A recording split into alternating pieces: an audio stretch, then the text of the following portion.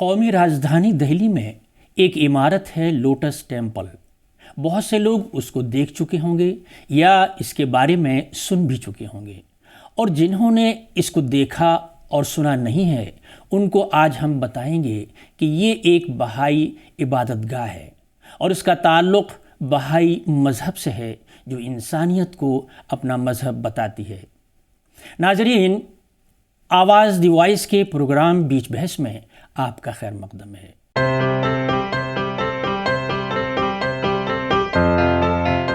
मैं हूं अब्दुल हई खान। हमारा आज का मौजू है कौन है बहाई मज़हब के लोग। दोस्तों, बहाई मज़हब या कम्युनिटी का नाम जब हमारे सामने आता है तो हमें उसके बारे में जानने का तजस्सुस भी पैदा होता है। इस कम्युनिटी के अकायद दूसरे मजहबी फ़िरक़ों और मज़ाहिब से कुछ अलहदा हैं, लेकिन यहाँ हमारा मकसद उनकी कामयाबियों, खुसूसियात, खुशहाली, समाजी सरगर्मियों, तालीमी हालात और उनकी ज़िंदगी के आला मेयार का जायज़ा लेना है। बहाई लोग दुनिया के तकरीबन 236 मुल्कों में 70 लाख की तादाद में फैले हुए हैं। इस मज़हब के तसव्वुरात कुछ भी रहे हों, लेकिन उन्होंने अपने अंदर हर मज़हब के फ़र्द को जो उनके उसूलों से इत्तिफ़ाक़ करते हैं उनको समोने का दावा किया है। बहाई अपनी सादगी, एक खुदा की इबादत, अखलाकियात की हौसला अफजाई और हर तरह के तासुब का ख़ात्मा, आलमी अमन के क़याम, ख़वातीन और मर्दों के मसावात और तालीम के फ़रोग़ पर ज़ोर देते हैं। दुनिया में सबसे कम उम्र वाली कम्युनिटी ने इतनी कलील मुद्दत में अपने पैरोकारों को किस तरह तालीम याफ्ता, खुशहाल और मुमताज़ बनाया है। नाज़रीन, यही बताने के लिए आज आवाज़ द वॉइस के स्टूडियो में दानिश्वर, माहिर तालीम, समाजी कारकुन और दिल्ली की स्पिरिचुअल असेंबली ऑफ बहाई के सेक्रेटरी डॉक्टर A.K. मर्चेंट मौजूद हैं। डॉक्टर साहब, हमारे स्टूडियो में आपका खैर मकदम है। डॉक्टर साहब, इतनी कम तादाद में पूरी दुनिया में फैली हुई कम्युनिटी, पूरी दुनिया में फैला हुआ एक मज़हब और उसके बाद उसकी तरक्की और उसकी खुशहाली, ये दो अलहदा अलहदा सी चीज़ें लगती हैं। आप ये बताएं कि इतनी कम मुद्दत में और इतने कम लोगों की तादाद में आखिर ये सब कैसे मुमकिन हुआ है? जी, सबसे पहले तो मुझे बहुत खुशी है कि आवाज़ दी वॉइस ने मुझे यहाँ बुलाया है और जनाब अब्दुल हई साहब और हमारे अतीर ख़ान साहब से जब आपकी मुलाकात हुई तो मुझे लगा कि ये वास्तव में एक ऐसी जगह है जहाँ पर आप पूरे आलम और पूरे देश के समृद्ध और उज्जवल भविष्य के लिए सोचते हैं। तो बहाइयों का जैसे आपने सवाल किया, एक तो ये है कि हमारा जो नज़रिया है, हमारा दृष्टिकोण वो बहुत व्यापक है, विश्वव्यापी है और हम एक वर्ल्ड कम्युनिटी है। तो छोटे से छोटे गांव से लेकर पूरे आलम तक, पूरी विश्व तक हमारा सोच इस प्रकार है कि कैसे हम आज के हालात को देखते हुए इसकी जो सारे कुछ समस्याएं हैं, मुश्किलात है, उसको हम कैसे दूर कर सकते हैं, लान सकते हैं। तो हमारे लिए सबसे ज़्यादा हम इम्पोर्टेंस तालीम को देते हैं। तो छोटे से छोटे बच्चे से लेकर, क्योंकि हर माँ बाप को, माता पिता को ये बतलाया जाता है कि अगर आपको एक अच्छा और समृद्ध भविष्य चाहिए तो सबसे पहले एक तो आपके घर में अखलाक होने चाहिए और फिर साथ साथ तालीम पर आपको बहुत ध्यान देना है। तो शुरू से ही हमारे सारे जो एजुकेशनल एक्टिविटीज़ है उसको हम कहते हैं शैक्षणिक। इसके वजह से आप कहीं पे भी चले जाएं, दुनिया के कोई भी कोने में जाएं, वहाँ पे आपको मिलेगा एक बहाई परिवार जो काफ़ी अग्रणी है, एडवांस, उनका सोच जो है बहुत एडवांस्ड है। और हम समझते हैं कि आज पूरा मानव जाति, पूरे इंसान के सामने एक बहुत बड़ा चैलेंज ये है कि कैसे हम जो एक विश्व को एक परिवार के रूप में देखते हैं, एक यानी हमारा जो बहाई जो कहने का उसका इस तरीके से है कि पृथ्वी एक देश है और हम सब इसके नागरिक हैं। तो आज जब एक पृथ्वी, एक परिवार, एक समावेशी भविष्य की बात हो रही है तो वो बहाइयों के लिए बहुत अहमियत रखता है। और एजुकेशन के माध्यम से हम लोग इसको प्रोग्रेसिव और एक बहुत ही फॉरवर्ड लुकिंग कम्युनिटी के रूप में लोग हमें पहचानते हैं। और एजुकेशन के साथ साथ कैरेक्टर बिल्डिंग या अखलाक, बिकॉज स्पिरिचुअल वैल्यूज़ या एथिक्स बहुत ही महत्व है। इसलिए हमारा स्पिरिचुअल एजुकेशन के साथ मटेरियल फिज़िकल एजुकेशन को भी हम बहुत इम्पोर्टेंस देते हैं। और हमने जो अपने एजुकेशन सेंटर्स में ये पुस्तकें या करिकुलम भी ऐसे बनाए हैं ताकि एक छोटे से छोटे बच्चों को भी हम सिखा सकें। हम जानते हैं कि बच्चों के लिए जो अलग अलग पेडागोजिकल स्किल्स हैं, क्योंकि मैं शिक्षा, पर्यावरण और सर्वधर्म क्षेत्र में अपनी सेवाएं देता हूं, तो मैं इस पर आपको और अच्छी तरीके से बता भी सकता हूं। जी डॉक्टर साहब, मैं इसी से एक सवाल और जोड़ रहा हूं, चूँकि आप बहाई कम्युनिटी से वाबस्ता हैं, उसके साथ साथ आप तालीम के मैदान में काफ़ी सरगर्म हैं। तो दिल्ली बहुत बड़ी जगह है, बहुत बड़ी आबादी है, और यहाँ हर किस्म के छोटे बड़े गरीब अमीर रहते हैं। तो आपकी यहाँ पर एक्टिविटीज़ क्या हैं एजुकेशन के उसमें, और किन किन जगहों पर हैं, ये मैं मालूम करना चाहूँगा। जी हाँ, बहुत अच्छा आपने सवाल किया। एक तो हमारे बहाई जो लोटस टेम्पल है, वहाँ पर भी हमने एक एजुकेशन सेंटर बनाया है। जहाँ पर पूरे दिल्ली के अलग अलग क्षेत्र से बच्चे और युवा आते हैं। तो अपने स्कूली पढ़ाई के साथ साथ उनके पास जो छुट्टी का वक्त होता है या समर वेकेशन होता है, विंटर वेकेशन होता है, उस समय हम उनके लिए मुख्तलिफ एक करिकुलम बनाया है और अपने अपने एज, अपने जो उम्र के हिसाब से उनके लिए हमने पूरा सिस्टम बनाया है। इसके अलावा हमारे दिल्ली में 7 लोकल बहाई सेंटर्स भी हैं जहाँ पर कम्युनिटी लर्निंग सेंटर्स हमने बनाया है। तो कई बार क्या होता है कि दिल्ली, जैसे आपने बताया, बहुत बड़ा शहर है, एक जगह से दूसरी जगह आने में भी वक्त लग जाता है। हालांकि हमारे दिल्ली का जो मेट्रो सिस्टम है वो वास्तव में आने जाने में बहुत सहूलियत प्रदान करता है, लेकिन तो भी हमने देखा कि अलग अलग क्षेत्र में भी हमें करना चाहिए। फिर इसके साथ साथ हम दूसरे संस्थाओं के साथ भी मिलकर करते हैं। जैसे कि मैं, एक और संस्था है शांति सहयोग, वो लोग भी शिक्षा के क्षेत्र में बहुत अच्छा काम करते हैं। गरीब तबके जो परिवार के बच्चे हैं और बच्चियां हैं, उनके लिए भी हम सेवा करते हैं। तो इस तरीके से हम NGOs के साथ भी कोलैबोरेशन में करते हैं, खास करके एजुकेशन और एनवायरनमेंट, क्योंकि ये हमारे सामने बहुत बड़ा विषय है जिसको हमें लेना बहुत ज़रूरी है, और जागरूकता लाना, लोगों को शिक्षित करना, और फिर हमारे पास इन समस्याओं के समाधान के जो विभिन्न उपाय हैं उसके बारे में भी जानकारी देना, जैसे कि सस्टेनेबल डेवलपमेंट गोल्स हैं जी, इस पर भी अंतर्राष्ट्रीय स्तर से लेके गांव तक बहाई अपने समाज में लोगों को जागरूक किया है। अब किसी को भी पूछें कि ये जो सतत विकास के जो लक्ष्य है 2015 से चल रहा है, इसमें कौन से लक्ष्य पर आप ज़्यादा ध्यान दे रहे हैं, तो उसका जो 4th पॉइंट है, 4th जो गोल है, क्वालिटी एजुकेशन। और इसमें यूनाइटेड नेशंस और यूनेस्को की तरफ से भी जो पाठ्यक्रम दिया हमें प्रदान किया गया है, वो भी हम अपने करिकुलम फ्रेमवर्क में डालते हैं, क्योंकि हमें अगर तमद्दुन या सिविलाइजेशन की तरक्की होनी है तो हमारे पास 2 बहुत महत्वपूर्ण ज़रिए हैं। एक को हम कहते हैं साइंस और टेक्नोलॉजी, दूसरा हम कहते हैं स्पिरिचुअलिटी या रिलीजन या एथिक्स। तो ये दोनों के सामंजस्य और समन्वय के आधार पर एक अच्छा बेहतर समाज का निर्माण हम कर रहे हैं। तो क्षमता निर्माण हमारे लिए बहुत महत्वपूर्ण विषय है। डॉक्टर साहब, इतना बड़ा निज़ाम है और उसको आप कहीं ऐसा नज़र नहीं आता कि ये एक आम आदमी को कि ये एक मरकज़ है या एक ये सेंटर है, यहाँ से इसको गाइड किया जाता है।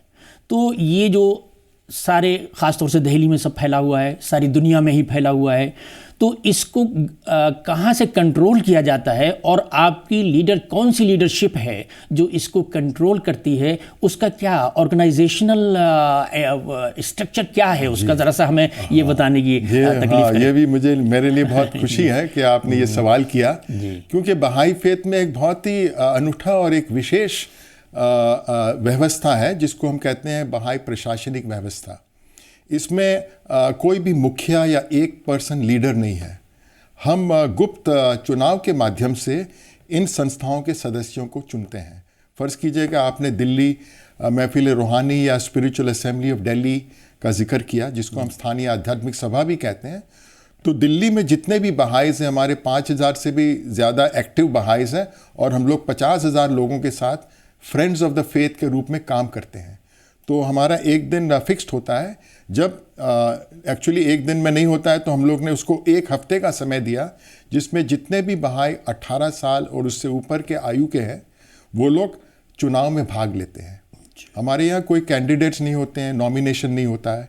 जो भी 9 व्यक्ति जिसको सबसे ज़्यादा बहुमत मिलता है वो उस साल के लिए वो स्थानीय आध्यात्मिक सभा के सदस्य के रूप में काम करते हैं। इसी तरीके से यही स्थानीय आध्यात्मिक सभा के सदस्यगण अपने क्षेत्रीय या राज्य परिषद के मेंबर का चुनाव करते हैं और वो भी गुप्त चुनाव होता है। तो हमारे देखिए दिल्ली, यूपी और उत्तराखंड, इसको हम क्षेत्र के रूप में लिया है। तो यहाँ पर लगभग हमारे 200 स्थानीय आध्यात्मिक सभाएं हैं। हर स्थानीय आध्यात्मिक सभा में 9 मेंबर है। तो वो लोग 9 मेंबर को चुनना है। तो जो भी 9 मेंबर को सबसे अधिक मत प्राप्त होगा वो उस साल के लिए अपने क्षेत्रीय परिषद के सदस्य के रूप में अपनी सेवा देते हैं। फिर हर साल एक राष्ट्रीय अधिवेशन का आयोजन होता है। तो हमारे पूरे भारत में लगभग 95 प्रतिनिधिगण एक राष्ट्रीय अधिवेशन में उपस्थित होते हैं और वो लोग पूरे देश में 9 लोगों का चुनाव करना है और वो भी गुप्त। तो ये जो डेलीगेट्स हैं वो लोग, जो भी 9 लोग को सबसे ज़्यादा मत प्राप्त होता है वो उस साल के लिए राष्ट्रीय आध्यात्मिक सभा के सदस्य के रूप में अपनी सेवा देते हैं जी। तो ये तो हमारा 3 लेवल हो गया। फिर हमारा अंतर्राष्ट्रीय स्तर पे जो सर्वोच्च संस्था है, जिसको हम विश्व न्याय मंदिर कहते हैं या उर्दू में बैतुल अदल आज़म कहते हैं, उनका चुनाव हर 5 साल में एक बार होता है। तो उस समय एक अंतर्राष्ट्रीय अधिवेशन का आयोजन किया जाता है, एन इंटरनेशनल कन्वेंशन। तो वहाँ पे ये डेलीगेट्स इकट्ठा होते हैं जो स्वयं जाकर वहाँ पे फिजिकल भाग ले सकते हैं, बहुत अच्छा है। अगर वो भाग नहीं ले सकते हैं तो अपना मत वो डाक से भी भेज सकते हैं। अब तो उन्होंने एक और व्यवस्था भी किया कि डिजिटल सिस्टम से भी कर सकते हैं, लेकिन हर मत वो गुप्त रहता है, किसी को पता नहीं चलता है। कोई कैंडिडेट्स नहीं होते हैं, कोई चुनाव के लिए लड़ते नहीं हैं, क्योंकि ये हमारे लिए खिदमत का एक आपके लिए मौका है। अगर आप उसके काबिल हैं, लायक हैं, तो ज़रूर आपकी पहचान समुदाय में होगी और लोग चाहेंगे कि ठीक है आप सेवा करें। और कोई भी परमानेंट नहीं है, किसी को भी कोई वेतन नहीं मिलेगा। खाली हमारी अंतर्राष्ट्रीय, चूंकि उनको 5 साल के लिए वक्त देना पड़ता है, तो उनके लिए व्यवस्था की जाती है वहाँ पे रहने का, या उनके परिवार के बच्चों अगर है तो पढ़ाई का, और उनके आने जाने का खर्चा। अगर कोई कहता है कि मैं अपने पास अपनी इंडस्ट्री है या बिजनेस है, मेरे को ये पैसे भी ज़रूरत नहीं है, तो वो कह सकते हैं, लेकिन जो ज़रूरत है वो हम पूरा करते हैं। तो इसी तरीके से जैसे जैसे समुदाय विस्तृत होते जा रहा है, फैल रहा है, तो कुछ 1-2 मेंबर को फुल टाइम हमें रखना पड़ता है।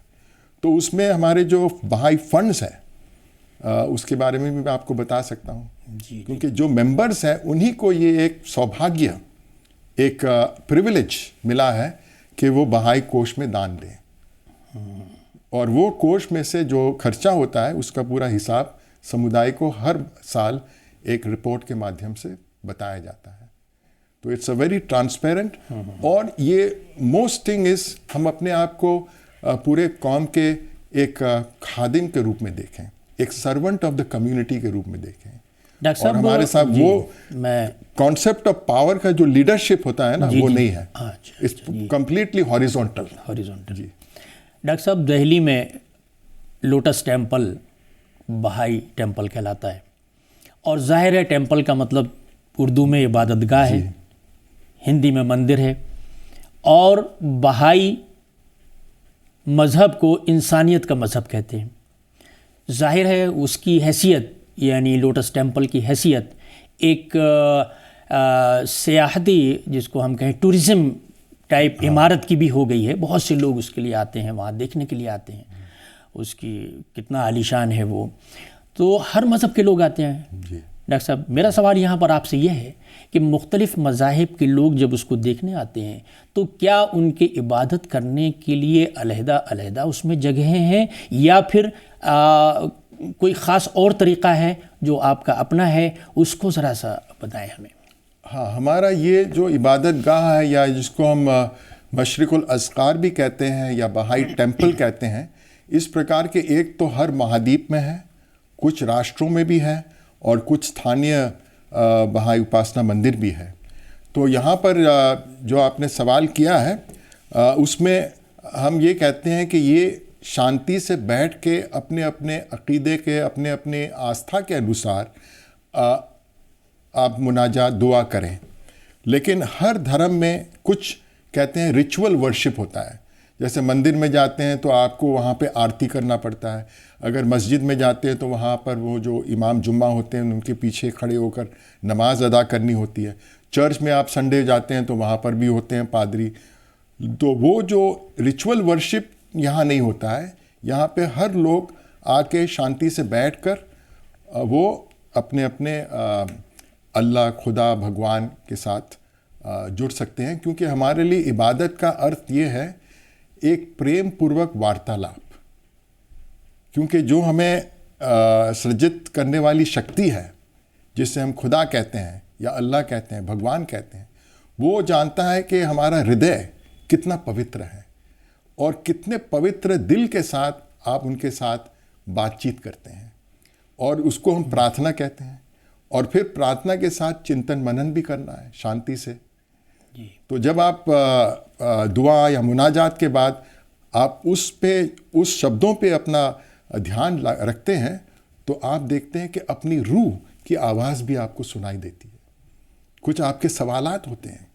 दुआ आप जब करते हैं तो आप मांगते हैं, फिर आप शांत हो जाते हैं और फिर सोचते हैं कि मैंने अगर सही नीयत से, मैंने पवित्र हृदय से अपने पैदा करने वाले से मैंने ये मांगा है, ये मेरी मुश्किलात को हल करने के लिए मैंने ये दुआ की है, तो आप खुद भी महसूस करेंगे।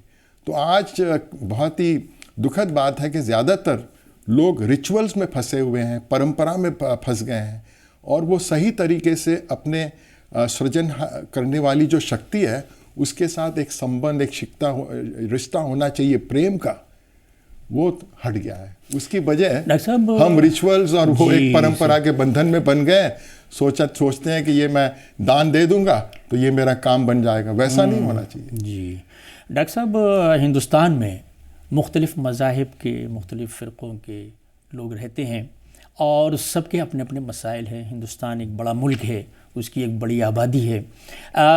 मैं सही आदाद-ओ-शुमार तो नहीं मालूम, हिंदुस्तान में आप के कितने मतलब सिंपथाइज़र या बहाई कितने हैं? मैं आपसे हाँ, ये हमारे पास जो हमारी डिपार्टमेंट ऑफ स्टैटिस्टिक्स है उसके हिसाब से लगभग 10 लाख से भी ज़्यादा बहाइज हैं। तो और लेकिन 90% हमारे वो ग्रामीण क्षेत्र में, रूरल बैकग्राउंड के हैं। शहरों में कम है। जी। हालांकि ये जो बहाई उपासना मंदिर बना उसके लिए प्लानिंग हमने सबसे पहले तो ये विचार 1920 में आया। तो उस समय जो राष्ट्रीय अधिवेशन हुआ तो उन्होंने बहाई जो मरकज़ है वहाँ पर उन्होंने एक टेलीग्राम भेजा। तो वहाँ से जवाब आया कि आप ज़रूर एक अच्छा आलीशान मंदिर का निर्माण करें। और वहाँ से फिर शुरू हुआ। फिर 1953 और 54 में ये नेहरू प्लेस के पास ये ज़मीन हमें मिली, हमने ख़रीदा। फिर उसके बाद एक प्लान बनाया गया कि कब कौन सा डिज़ाइन में होना चाहिए। तो फिर हम लोग ने 1977 के आसपास बहुत सारे आर्किटेक्ट से अपील किया कि इस हिंदुस्तान में, इस भारत में एक ऐसा सुंदर मंदिर होना चाहिए जहाँ पे हर मज़ाहिब के लोग आके शांति से बैठ के अपने अपने आस्था के अनुसार प्रार्थना करें। तो फिर लगभग 20-22 आर्किटेक्ट में से एक आर्किटेक्ट फारीबोर्ड साहबा का जो आकार था लोटस, वो फिर चयनित हुआ। और हमारी जो सर्वोच्च संस्था है उन्होंने कहा ये बहुत बढ़िया डिज़ाइन है, चलो आप इसको निर्माण करने के लिए हम काम शुरू करते हैं। तो 1977 से ये काम शुरू हुआ और 86 में कंप्लीट हुआ। जी। और इस तरीके के हमारे अन्य महाद्वीप में भी है। कुछ उनके जो डिज़ाइन है मिलते जुलते हैं, जैसे 9 द्वार है, एक घुम्मट के जैसा है, आपने शायद तस्वीर देखा है। यहाँ पर आप दिखा रहे हैं विलमेट, जो अभी शिकागो में गया था, पार्लियामेंट ऑफ वर्ल्ड रिलीजन्स, तो वहाँ पे कॉन्फ्रेंस अटेंड करने के बाद मैं यहाँ पे कुछ दिन के लिए सेवा के लिए भी था। मुझे जानना था कि अमेरिका में कैसे है, यहाँ तो हज़ारों की संख्या में लोग आते हैं, भीड़ जमती है, वहाँ पे आते हैं छोटे छोटे दल में। सॉरी, वक्त मैंने थोड़ा ज़्यादा लिया। हाँ, मैं यही कहना चाह रहा था आपसे कि रूहानी बातें आपने बहुत उम्दा बताई, यानी इंसान को खुदा से मिलने का ज़रिया बहरहाल है तो यही एक बहुत बड़ा अपने मसाइल को दूर करने का, अपनी परेशानियों को दूर करने का और अपने आप को मुतमईन करने का एक बड़ा ज़रिया यही रूहानियत है। लेकिन इसके साथ साथ अक्सर मैं आपसे ये मालूम करना चाहता हूँ, चूँकि उसी समाज का हिस्सा आप भी हैं, हम भी हैं और दूसरे भी हैं, मसाइल हमारे सामने भी बहुत से हैं, सोशल मसाइल हैं। उन सोशल मसाइल को, इकोनॉमिक के मसाइल हैं, उनको दूर करने के लिए बहुत से लोग हुकूमत के पास जाते हैं, बहुत से लोग मकामी जो बल्दियाती हम जिसको कहते हैं म्यूनिसिपल कॉरपोरेशन हैं और हैं, उनके पास जाते हैं। तो आपके लोग कहाँ जाते हैं? कहीं नज़र नहीं आते सड़कों पर? हाँ, एक्चुअली यहाँ पर थोड़ा सा हमारा नज़रिया हटके है। हम ये करते हैं कि हुकूमत, क्योंकि सबसे ज़्यादा कोई भी देश में रिसोर्सेज हुकूमत के पास ही होता है, तो हुकूमत के बहुत सारे जो प्रोग्राम्स, योजनाएं हैं, उसके बारे में जानकारी रखते हैं और हमें समुदाय के लोगों को हम बताते हैं। हम कहते हैं कि देखिए ये प्रोजेक्ट है सरकार का, ये प्रोग्राम है जहाँ पर उन्होंने रिसोर्सेज भी अलॉट किए गए हैं, आप एप्लीकेशन कीजिए और उसका आप लाभ उठाइए। क्योंकि मोस्टली क्या है कि लोग जागरूक नहीं है। और फिर हमारे जो एनजीओ या सिविल सोसाइटी है, वहाँ पर भी लोगों के साथ हम मिल के करते हैं। जैसे अभी जो कोविड-19 हुआ, तो बहुत सारे परिवार को ये पता नहीं था कि सरकार बहुत सारी चीज़, साधन मुहैया कराना चाहते हैं, लेकिन वो कैसे ले। तो फिर हमने उनकी सहायता की। फिर हमारे कम्युनिटी से भी हमने जो भी हमारे पास हो सका, हमने उसको रिसोर्सेज दिया। जिसके पास खाने के लिए नहीं था या जिसके बच्चे बीमार थे, तो हमारे एक पूरा डॉक्टर्स का टीम बनाया, ताकि एक फ़ोन करके वो उनसे पूछ सके कि मेरे को ये दुश्वारी है, ये बीमारी है, तो मेडिसिन्स भी दिया।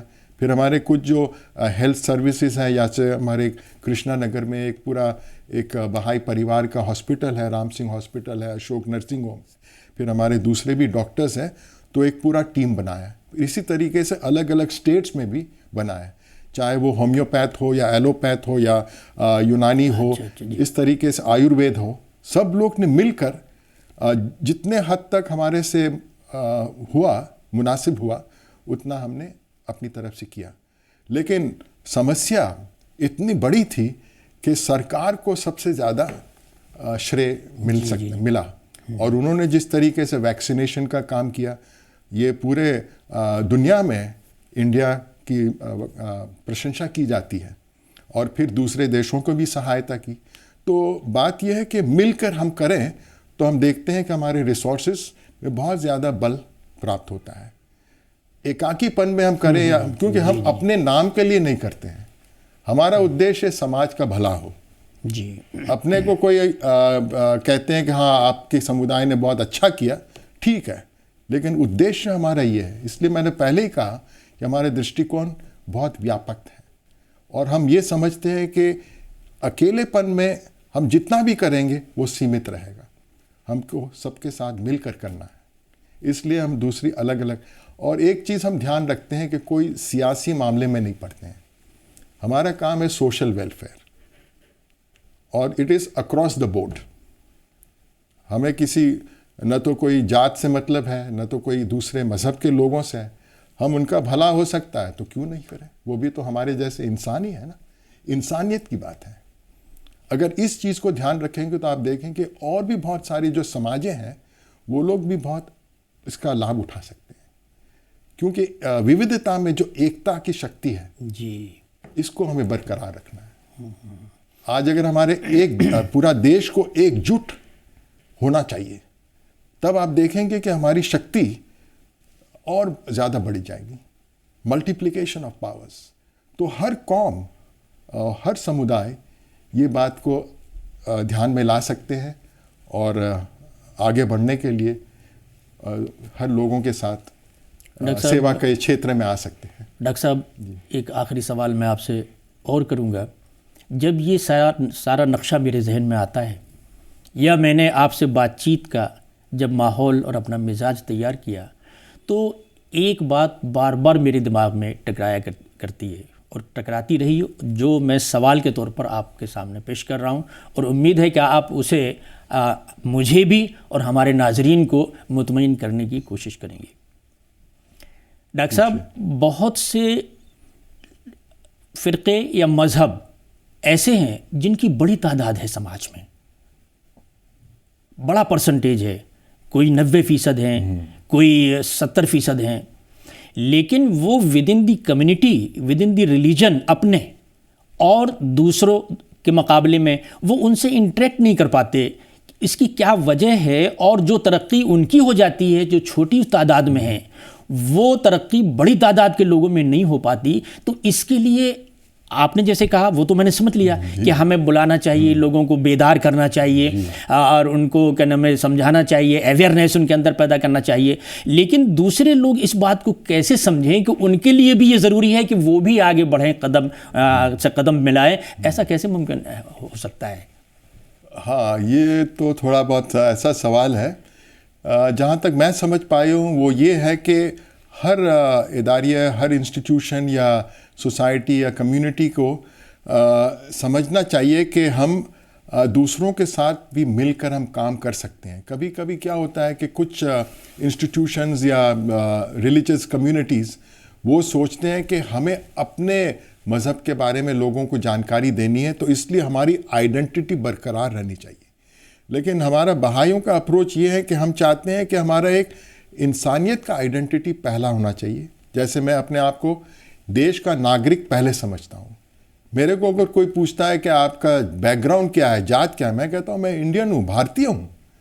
वो बाकी की जो है वो इतना इम्पोर्टेंट नहीं है। तो वो आइडेंटिटी भी होना ज़रूरी है। जैसे मुझे कुछ ऑफिशियल काम करवाना है तो मेरा आधार कार्ड है, पैन भी है, पासपोर्ट भी है, ड्राइविंग लाइसेंस भी है। लेकिन हमारी जो ये ऑफिशियल आइडेंटिटी है वो इतना मायने नहीं रखती है बजाय के समाज के भलाई के लिए। तो मुझे लगता है कि अगर कुछ लोग यानी सफलता उनको प्राप्त नहीं हो पाती है, उसका कारण ये है कि वो अपने आप को सीमित कर रहे हैं। अपना दृष्टिकोण आप विस्तृत कीजिए, आप दृष्टिकोण को व्यापक कीजिए और सोचिए कि देश के उज्जवल भविष्य के लिए हम क्या कर सकते हैं। तो इस प्रकार का सोच होगा तो हम बाकी चीज़ों को हम नज़रअंदाज कर सकते हैं। फिर जब रिसोर्सेज की बात आती है, कुछ कम्युनिटीज़ के पास बहुत ज़्यादा है, कुछ के पास कम है, तो वहाँ पर भी आप एक अंडरस्टैंडिंग बना सकते हैं कि ये काम आपके पास जो साधन है आप बड़े आसानी से कर सकते हैं। ये जो काम है हमारे पास कुछ कम है तो हम ये कर सकते हैं। मिलजुल कर परामर्श के माध्यम से, जैसे बहाई समाज में कोई भी अगर निर्णय लेना है तो हम परामर्श करते हैं, कंसल्टेशन, और उसमें हर प्रकार के विचार आते हैं, क्योंकि विचारों का टकराव होता है और फिर जो सही होता है वो उभर कर हमें दिखाई देता है। पर्सनालिटीज़ का टकराव नहीं होता है। हमारे जब 9 मेंबर बैठते हैं तो अलग अलग बैकग्राउंड के, अलग अलग एजुकेशन लेवल है और जो भी बहाई है वो अपनी स्वेच्छा से है, तो विचारों का टकराव ज़रूर होता है।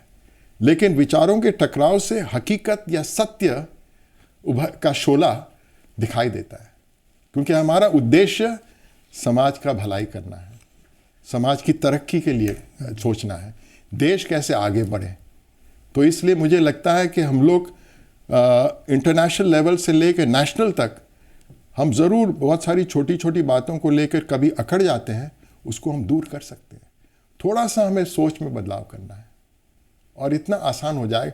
और हमारा सोच हर वक्त सकारात्मक होना चाहिए, कोई प्रकार के नकारात्मक या किसी का नुक्स या किसी के खामियां को न देखें, तो ये बहुत अच्छा है। क्योंकि बहाइज़ में हम कहते हैं एक मनुष्य में अगर 10 अच्छाई है और एक बुराई है तो वो 10 अच्छाई को देखो, बुराई को मत देखो। एक मनुष्य में अगर 9 बुराइयां हैं और एक अच्छाई है तो उस एक अच्छाई को देखो, बुराई को मत देखो। तो आप देखेंगे कितना सुंदर तरीके से हमारा माहौल भी बन जाता है। Doctor A K. मर्चेंट, आज हमारे साथ बातचीत करने के लिए आपका बहुत बहुत शुक्रिया। बीच बहस में आज का प्रोग्राम यहीं ख़त्म करते हैं। अगले हफ्ते फिर किसी अहम मौजू पर बातचीत फिर करेंगे। शुक्रिया।